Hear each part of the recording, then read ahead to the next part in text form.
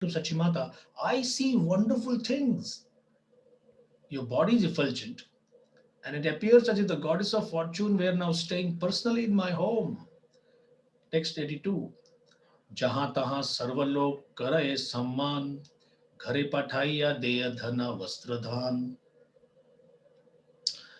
Anywhere and everywhere I go, all people offer me respect. Even without my asking, they voluntarily give me riches, clothing, and paddy.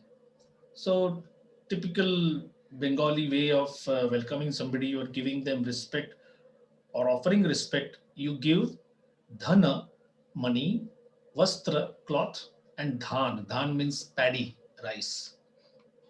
Purport: a brahmana does not become anyone's servant. Now, understand this from a proper perspective. We say that Vaishnava means servant of everybody, and Das, Das, Anudas. And here we are reading that a Brahmana doesn't become a servant of anyone, doesn't become a servant of anyone for employment. That is the crucial point. A Brahmana is the only one, they say, from a Vedic angle, who actually eats food which is the purest. In what sense? That he has not served under anyone. He has depended on Krishna, and through society or through some other means, Krishna has provided him. So the Brahmana's property is actually considered his property. Again, from a very uh, critical angle. You may say, what about others? Kshatriya, he takes taxes. Vaishya, he sells goods, clothing, manufactured things, agricultural products. But these are all produced by Krishna. He just happens to have them and he sells them.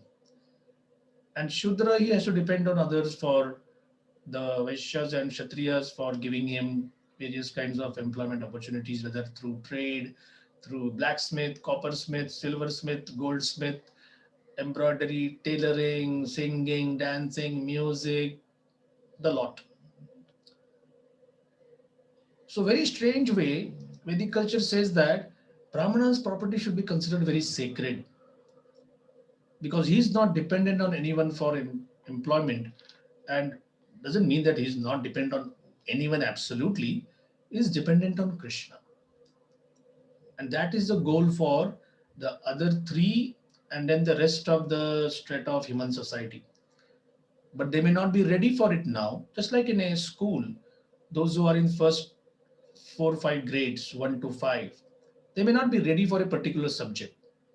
They go to high school, now they are ready. College, more equipped.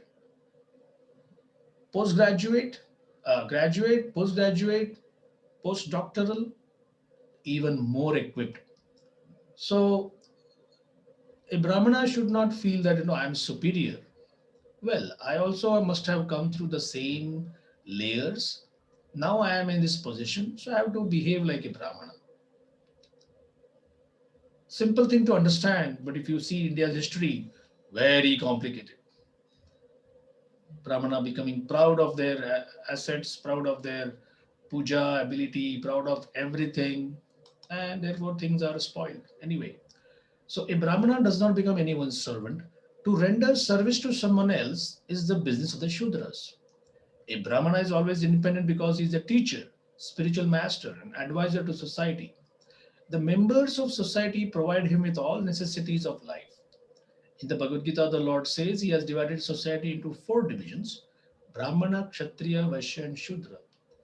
A society cannot run smoothly without these scientific divisions. A Brahmana should give advice to all the members of society. A Kshatriya should look after the administration, maintaining law and order in society.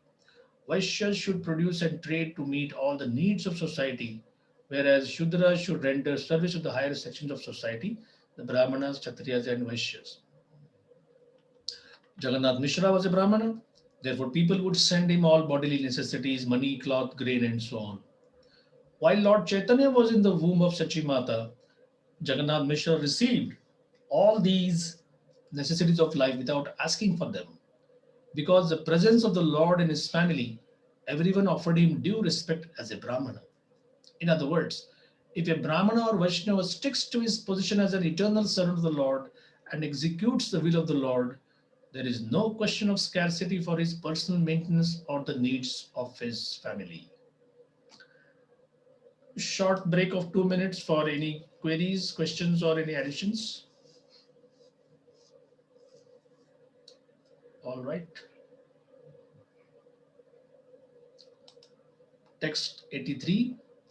Now this is Jagannath Mishra saying to his wife. Now she's saying, Shachi kahe moi dekho akasha upare divya murti lok sab janastuti kare.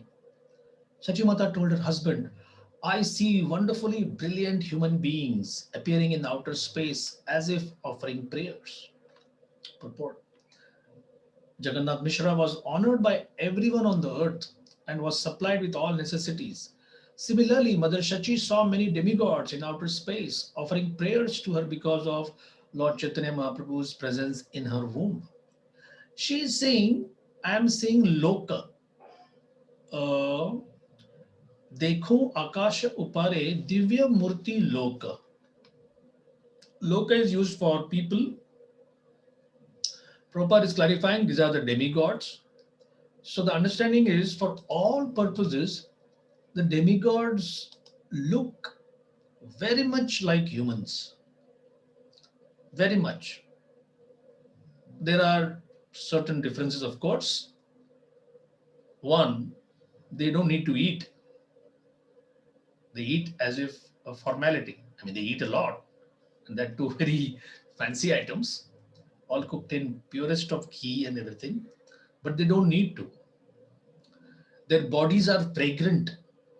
Very difficult for us to comprehend how our bodies they produce so many things which none of them can be stored even for a moment anywhere.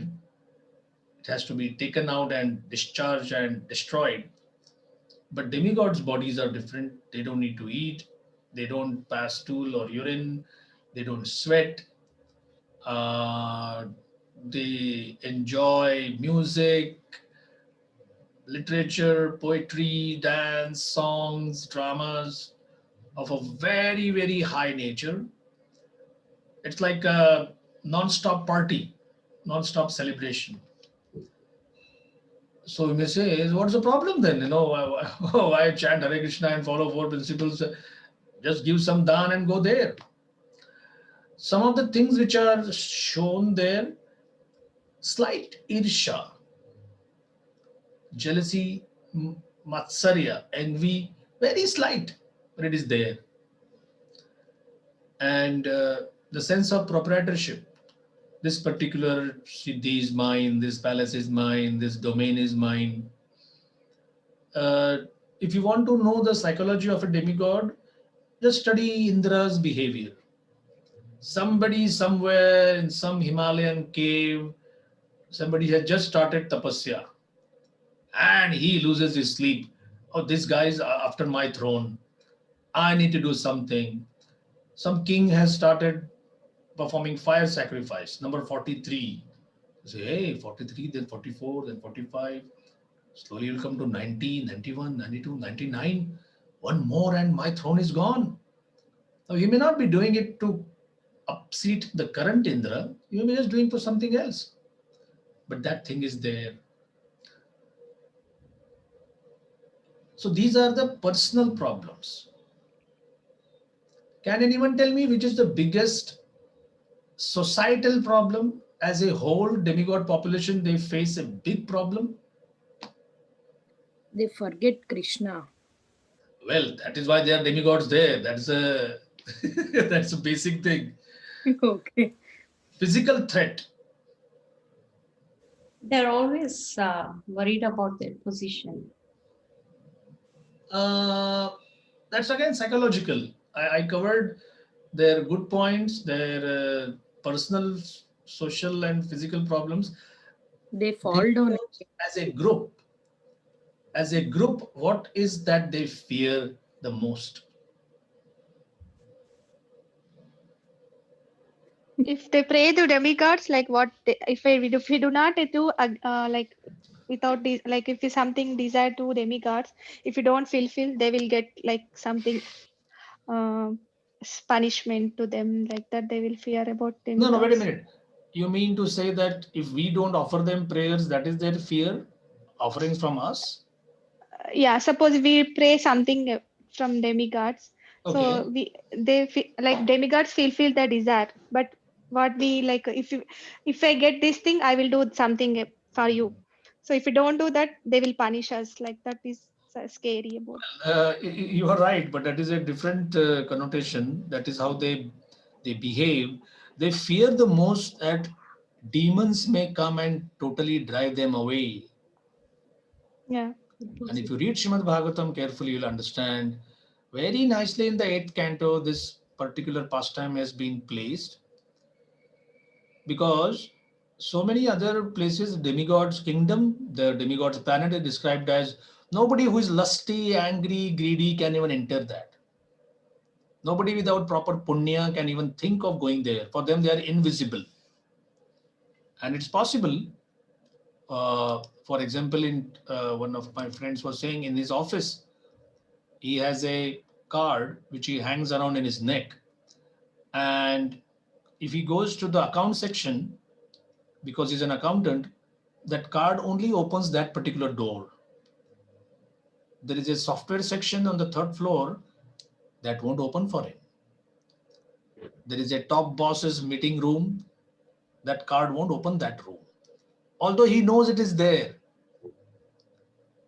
So if human society can make this kind of an arrangement that somebody can be allowed only in a particular planet or a particular corner or a particular sphere, the demigods are far more powerful, far more powerful. There is a thing about Americans landing a guy on the moon, then the Russians going on the moon, but they didn't go there. And now China has sent something, and India did something.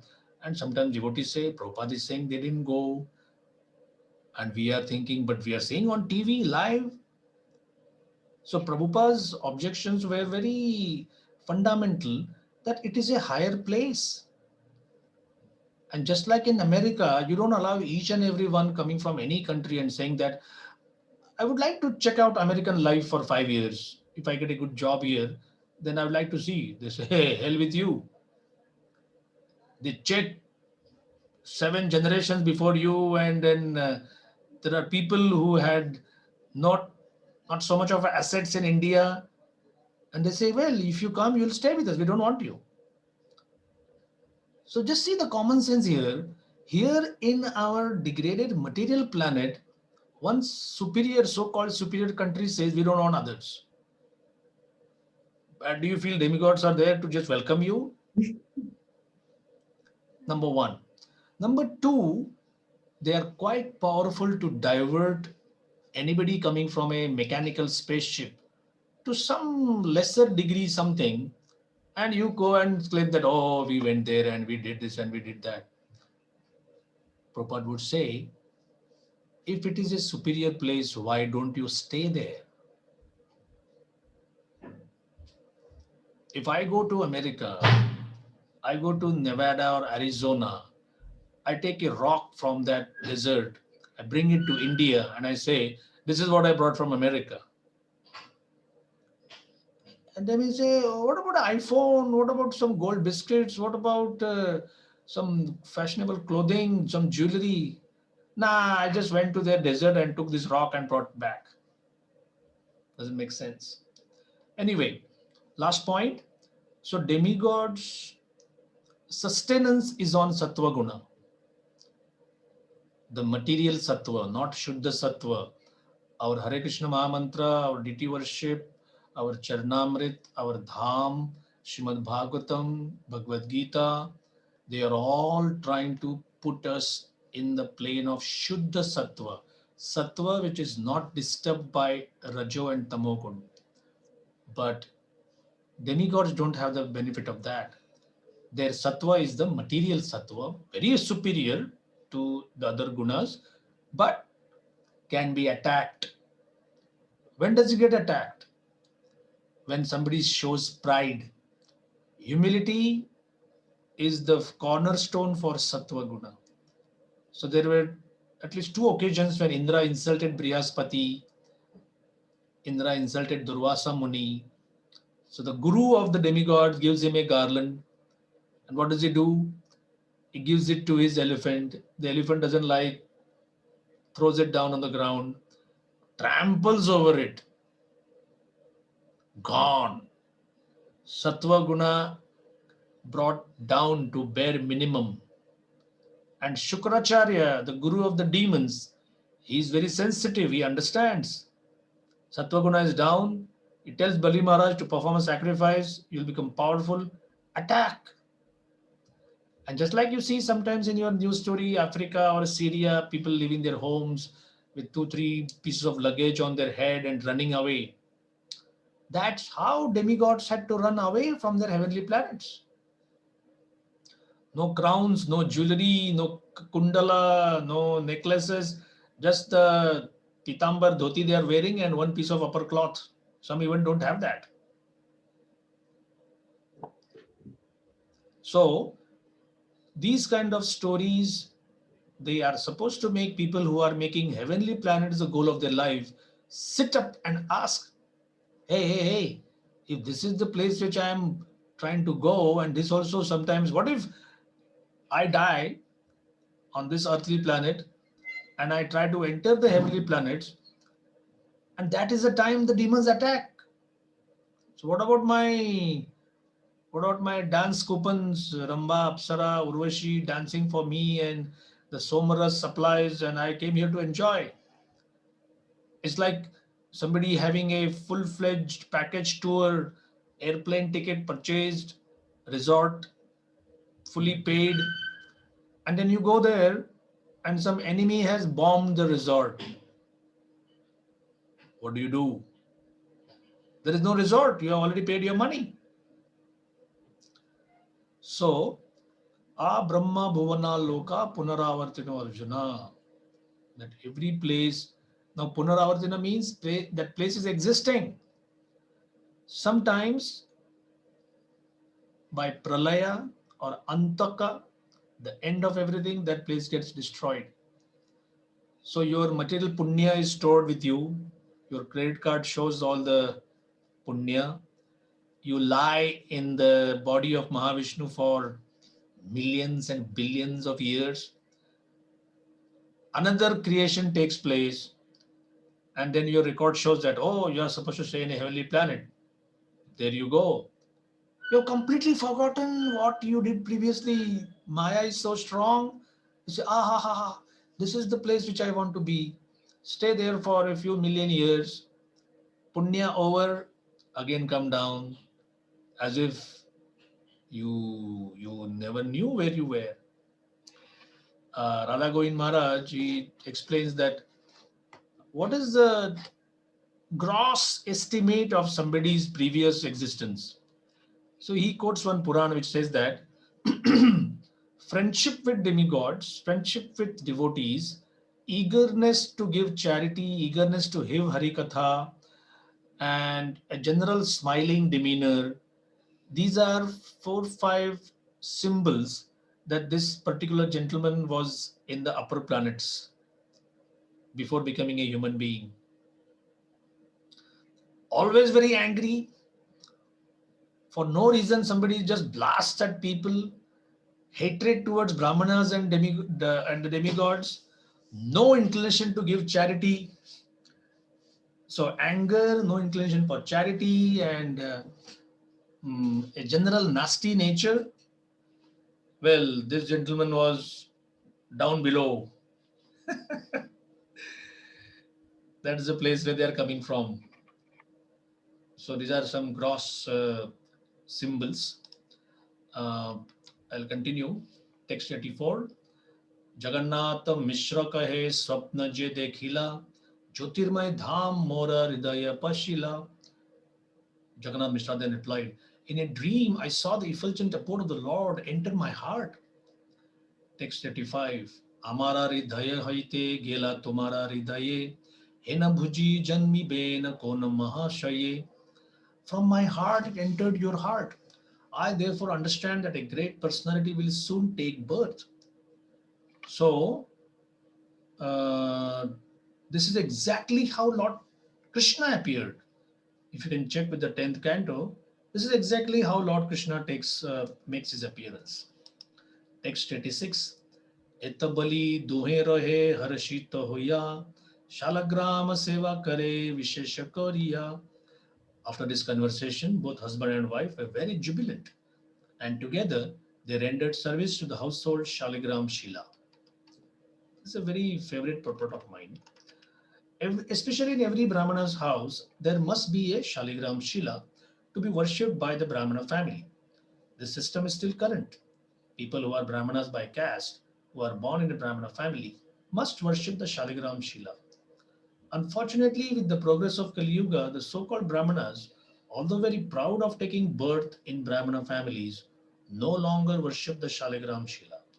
But actually, it has been a custom since time immemorial that a person born in a Brahmana family must worship the Shaligram Shila in all circumstances.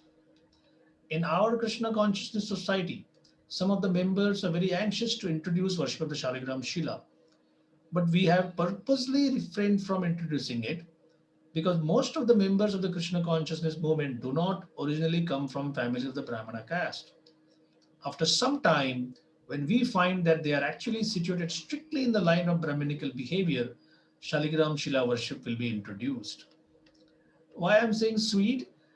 This is one purport where Prabhupada is taking a very present tense look at things. Look at what he's saying, that today I cannot recommend because we don't have people who are that much trained up. And later he introduced it in Mayapur.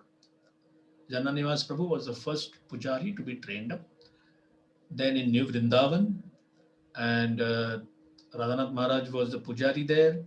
And Maharaj was told by Prabhupada in a letter that since you are interested in Shaligram worship, I request you to keep in touch with Jananivas Prabhu and strictly follow the training what he has been given by me, and he will be training you.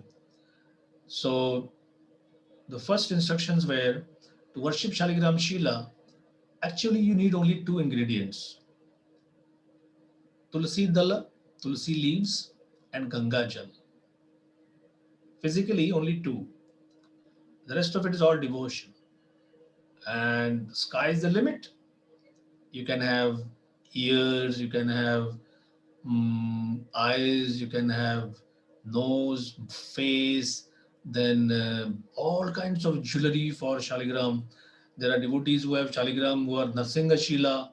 Oh, they have weaponry, they have swords and lances and spears and Varaha Shaligram Shila, again, sweet, sweet decoration. So many temples, the decorations are done with uh, rice paste, that is tilak made from various ingredients. And otherwise, there is this asana, there is a throne and a umbrella for Shaligram. One interesting point is Tulsi Devi, she's also integral part of worshipping Krishna's Vigraha. She always stays at his lotus feet, right? Tulsi always adorns Krishna's lotus feet. But the Lord, our Lord, is a reciprocative Lord. He always wants to show that I always reciprocate with somebody's devotion. So Vishnu, as Krishna or Vishnu, the Vigraha takes Tulsi on his lotus feet. As Shaligram, he keeps Tulsi on his head. Just see the reciprocation. Because you always stay at my lotus feet, in this particular manifestation, I'll keep you on my head. That is one interesting observation.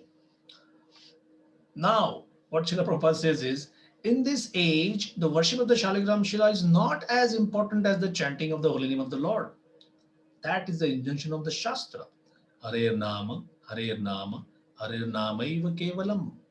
Kalo Nastyaiva, Nastyaiva, Nastyaiva Gatiranyatha. Srila Jiva Goswami's opinion is that by chanting the holy name offenselessly, one becomes completely perfect. Nevertheless, just to purify the situation of the mind, worship of the deity in the temple is also necessary. Therefore, when one is advanced in spiritual consciousness or is perfectly situated on a spiritual platform, he may take to the worship of the Shaligram Shila. The transference of the Lord from the heart of Jagannath Mishra to the heart of Shachimata is explained by Srila Bhaktisiddhanta Saraswati Thakur as follows. It is to be concluded that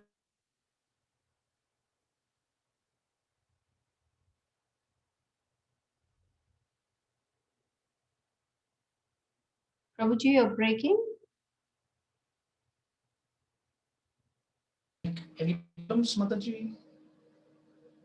Like, Oh yeah, it is come. So Nitya Siddhas are those who never ever show a material desire to come down to our planet or in the material world. Siddha is perfect, Nitya means always. Who are we then? If they are Nitya Siddhas and we have actually showed a desire to come and we have a material body, we are called Nitya Baddha. So one is always eternally perfect, and others are called eternally entangled, eternally bound. The first time I heard that, I say, oh God, so what is the way out? And in a conversation, Prabhupada says, well, when the Nitya Baddhas, they take help of a Nitya Siddha and they become perfect, they qualify as Nitya Siddhas. I say, oh, thank goodness, there is hope. Our situation being called Nitya means we cannot set a date that that is the day I got entangled. Like if the government form says, your birth date, sir, it's okay, 25th of July, 1968. Now, there is a hospital record, your parents are there is a birth certificate to show that this is the day on which I was born. Was that the day you got your material body? No. 10 months before that, your body was already there. So the material situation just takes a approximation. Okay, we'll call this your birth date. Similarly, this we'll call your death date. But from a spiritual perspective, your birthday is not the day you were born, and your death day is not the day you died. Na jayate mriyate va kadachit. There is never a time when a spirit soul is born or a spirit soul dies. So our relationship with Krishna is Nitya, no doubt about that. And our conditioning in this material world is also from time immemorial. That is Maya's potency. See how powerful she is. So when Krishna's potency attacks Maya's potency, that's the only time we can win. Without Krishna, Daivi Hesha Gunamayi Mama Maya Duratyaya Mameva Ye Prapadyante. Arjuna, me alone, me and me alone. I alone can help you defeat Maya. There is no other way. Sometimes they say Maya is powerful, some say Maya is very powerful, some say Maya is very, very powerful. So in one lecture, Maharaj shouted, this is absolute nonsense. She's all powerful. Don't just say she's a little bit powerful. Oh, I never thought she's that powerful. What have you seen? She's all powerful. This is her domain. She can do whatever she wants. Except one situation where Krishna says, leave him. Then she says, okay, I leave you. Of course, before Krishna says leave him, Krishna also tells her, test him. And that is something which we fear that, you know, what to give a nice comparison, like your maths teacher or your science teacher, he normally teaches you, but in exam time, he also is the invigilator. invigilator. Somebody gives the question papers, answer papers. Now he is the one who taught you for the whole year. But on exam day, you can't ask him that, sir, can I ask you a small query? How do we solve this question 5 here? He says, I can't help you. Today I'm not your teacher. Today my duty is the invigilator. So you're asking, but Krishna won't interfere, we read. Can you elaborate? What do you mean Krishna won't interfere? Yes, Prabhuji. There are three energies. This energy Krishna created, but he won't interfere, right? How can Krishna says, test him, leave him when Maya is so strong? Well, Krishna wants to prepare you for your higher duty in the spiritual world. Just like gold has to be purified. So a goldsmith takes that gold, whatever, uh, like you ladies, you always wear gold or you like gold. Do you think gold earrings are found in the bottom of the earth or gold necklaces? What comes out by the truckload is simply dirt. But expert people say, no, no, there is gold inside. So that whole 2 tons of mud is pushed into a furnace. And then what remains at the bottom is gold. So our tapasya is like a furnace. And Krishna is the one who gives us the syllabus, who teaches us, who guides us.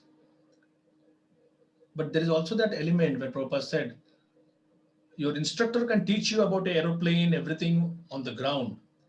Once you are up, you have to use your training. Isn't that what Prabhupada said? So in that sense, you are right that Krishna at that time won't interfere. But while we are not fully tested, and they say testing means at the time, the moment of death.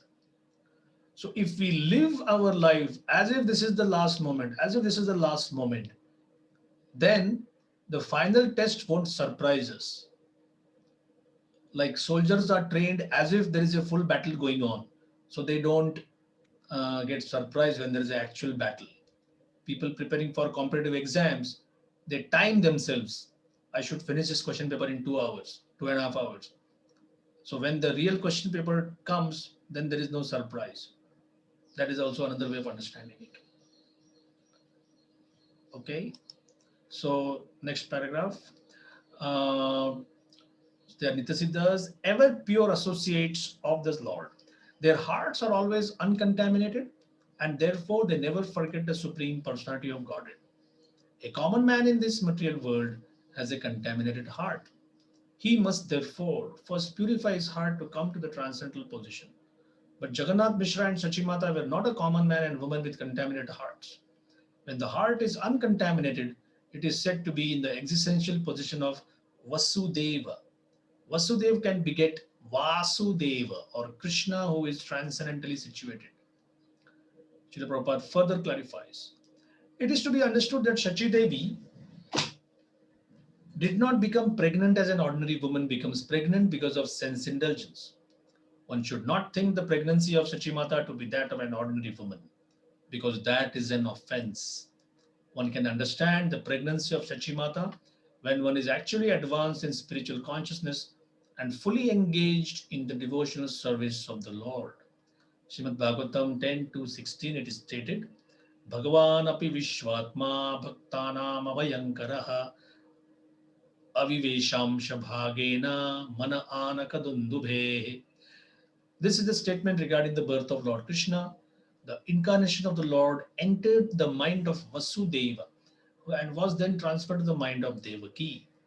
So the Sridhar Swami gives the following annotation in this connection. Mana avivesha manasya avir babhuva jivanam iva na dhatu sambandha iti arthaha. There was no question of the seminal discharge necessary for the birth of an ordinary human being. Srila Rupa Goswami also comments in this connection that Lord Krishna first appeared in the mind of Anakadundubi Vasudeva. Anakadundubi is name of Vasudeva.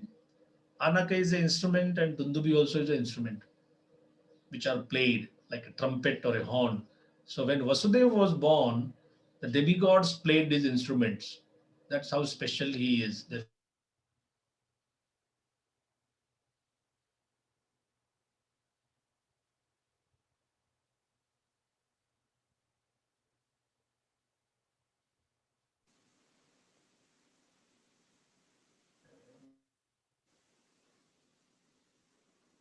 Hare Krishna. Please read this very carefully. At the time of his appearance, Lord Krishna came out of the mind of Devaki and appeared within the prison house of Kamsa by the side of Devaki's bed. At that time, by the spell of Yogamaya, Devaki thought that her child had now been born. In this connection, even the demigods from the celestial kingdom were also bewildered. As it is stated, Muyanti yat surayaha. They came to offer their prayers to Devaki, thinking that the Supreme Lord was within her womb. The demigods came to Mathura from their celestial kingdom. This indicates that Mathura is still more important than the celestial kingdom of the upper planetary system. This is a big, long purport. So I will stop here. We will take any questions or regarding today's discussion or any other topic if anybody has. Prabhuji, can I ask what is Shaligram means? Shaligram.